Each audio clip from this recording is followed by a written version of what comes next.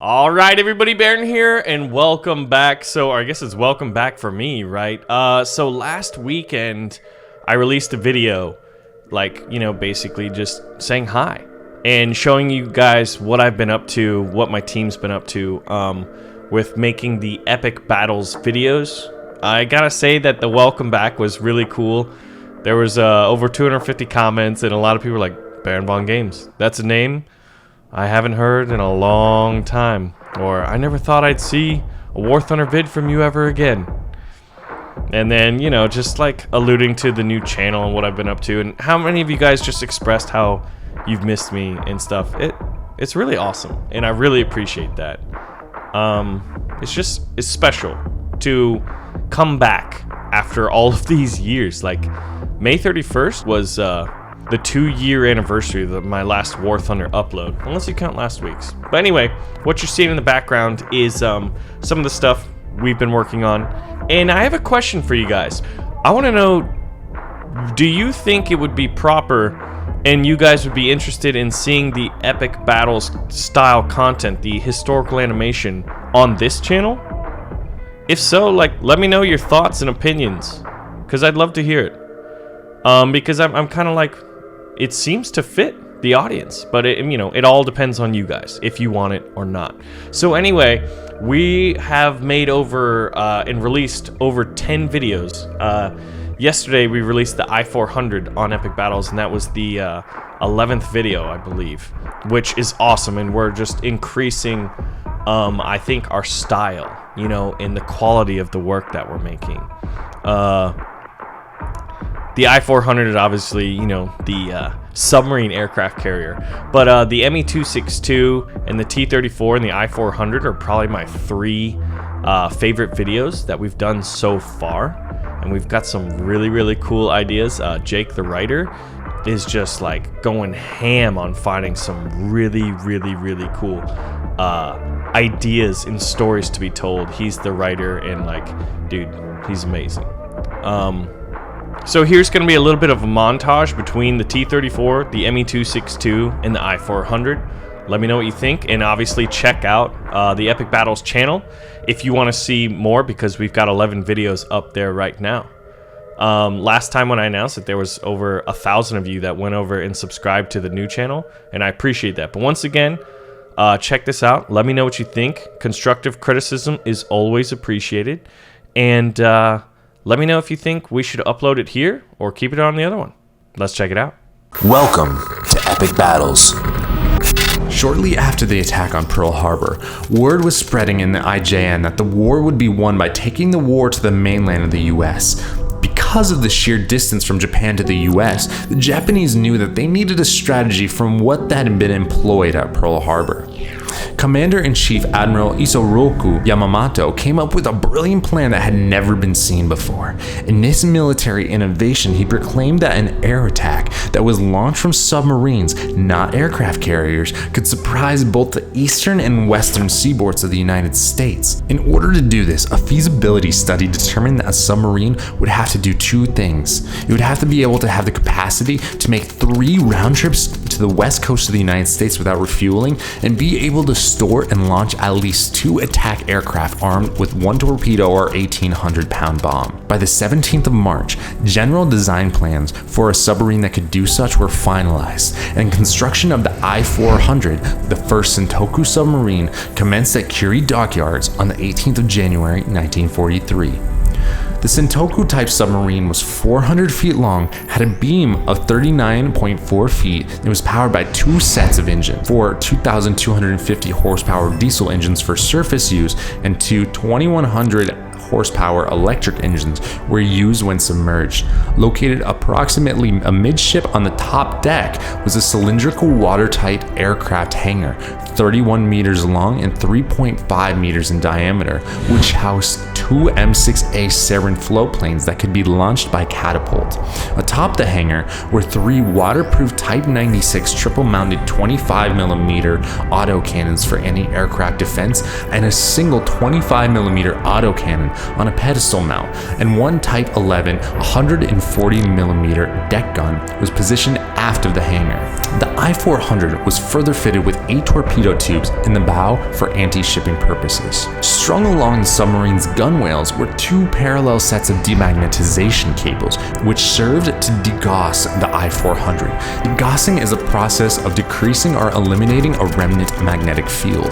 This means that the I-400 was protected against magnetic mines by nullifying the magnetic field which normally triggers the mine's fusing system. Of course, one of the most essential elements of the Japanese plan to attack the US was being undetected. To make the submarine undetectable, the Japanese applied a special anechoic coating made from a mixture of gum, asbestos, and adhesives that was based in German research. This coating absorbed and diffused enemy sonar pulses and dampened reverberations from the boat's internal machinery, theoretically making detection while submerged much more difficult. Following the construction of the I-400, 3 more boats followed: the I-401, the I-402, and the I-403 and I-404. However, only 3 in total were completed though, as the I-404 was greatly damaged during an air raid in July of 1945. As the Sentoku submarines were being completed in 1943, plans began to attack the US. The first was the planned attack on the Panama Canal. Captain Chikao Yamamoto wanted to use the Sentoku submarines to destroy the locks of the Panama Canal and attempt to cut American supply lines to the Pacific Ocean and hamper the transfer of US ships. Getting intel that American air patrols had stopped and that a blow to the canal could block them for 6 months, they planned a bombing attack on the Gatun locks. With 4 subs heading towards Ecuador, this attack consisted of the I-400, I-401, and I-13 and I-14, 2 fleet submarines that were retrofitted with aircraft hangars to come 100 nautical miles off the coast of Ecuador and launch the Sarin aircraft at 0300 hours on a moonlit night and attack the locks. While this was originally a bomb and run mission, Captain Arizumi, the man appointed to carry out the attack, decided that was instead going to be a kamikaze run, removing the bomb release mechanisms from the plane without telling the pilot. The Third Reich came face to face with the endless echelon of T-34 medium tanks. Inside of one of those tanks was Maria Oktyabrskaya, who was about to bring new meaning to the phrase, "Hell hath no fury like a woman scorned." Married to a Soviet officer who she learned was killed fighting Nazis near Kiev, she sold all of her personal belongings and purchased a brand new T-34 tank, donating it to the Red Army under one condition: she would have free reign to unleash her revenge, served Siberian ice cold with a side of lead vodka from within her metal fortress. Although it should be noted that even with improved armor and armament, the Tiger still unquestionably was the more dangerous tank at range, with the Tiger having its infamous 88mm gun. The T-34-85 had to be within a range of 600 to 800 meters to be able to penetrate the armor of the Tiger, whereas the Tiger could easily inflict critical damage from a range of 1800 meters. And this wasn't to say that the T-34 didn't have its issues. One of the oddities of the tank was that most early T-34s were not provided with radios. Only the platoon leader's tank had a radio, approximately 1 in 5. Communication during combat was intended to be by flag. T-34 crews were supposed to wave flags at each other to communicate, though the lack of visibility meant that the chances of any other tanks seeing those flags were slim. As a result, attacks by T-34s usually lacked cohesion and coordination. Another strange thing was the role of the commander in a T-34. The tank commander's main job was generally to watch the battle, call the shots for the crew, being the proverbial quarterback for the team. But in the case of the T-34, the commander also had the job of loading the armament as well. This meant that in the heat of the battle, the commander had to split his attention between hefting shells and paying attention to the battle and what his crew was doing. To make matters even worse, while the T-34's gun optics were world class, the T-34 commander was expected to view the battlefield through a panoramic, rotating periscope. This was not unlike the periscope on a submarine. The tank commander would have to rotate his periscope to look around and check all angles about the tank. This periscope had a field of vision of about 25 degrees. Imagine trying to command a tank while being forced to look around through a single paper towel tube. But despite its issues, and the Tiger tank being far more powerful, the story behind the T-34 is very much like the M4 Sherman. Russian military doctrine desired to consider the ability of mass production in their new vehicles. With the war spreading, top Nazi officials requested a jet aircraft capable of 1 hour's endurance and a top speed of at least 530 miles an hour. 2 designs were submitted by Heinkel and Messerschmitt. Messerschmitt's project became known as Project 1065 and would later be named the ME-262. Funding began to run short.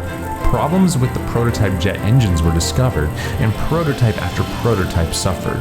Heinkel's HE-280 would end up being passed over in favor of Messerschmitt's aircraft, and the ME-262 took flight on March 5, 1943. Further tests and developments would continue on the ME-262 until finally being introduced to service in April of 1944, relatively late in the war. The ME-262 had a length of 34 feet and 9 inches and a wingspan of 41 feet and 6 inches. Powered by 2 Jumo 4 B-1 turbojets, it could reach a range of 652 miles, achieve a max speed of 559 miles per hour, which was faster than almost any other aircraft at the time other than the Wunderwaffe aircraft, the Messerschmitt Me-163 Comet. The ME-262 could fly up to 37,565 feet, high enough to intercept high-flying Allied heavy bombers. They were incredibly hard to take down in the sky due to their terrific speed. Oddly enough, the tactic to destroy ME-262s was not in the sky. Instead, Allies attacked the plane as it was taking off, landing, or even grounded at the runway. The Luftwaffe was getting attacked on ground so much that they began to put anti-aircraft turrets along the runways. Because of the ME-262 requiring strategic materials that the Third Reich was running out of, there was only about 1,400 ME-262s produced, with only about 200 operational at any given time. Compare that against the P-51 Mustang, with over 15,000 being produced, the F-6F Hellcat totaling 12,275, and the FDU Corsair hitting 12,571.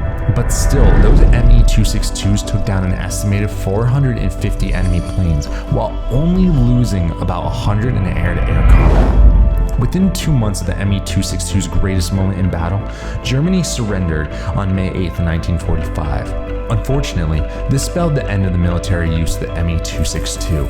It's often said that the world's first fighter jet came just a little too late for Germany, but they said if it was available earlier in the war, it might have caused a completely different outcome.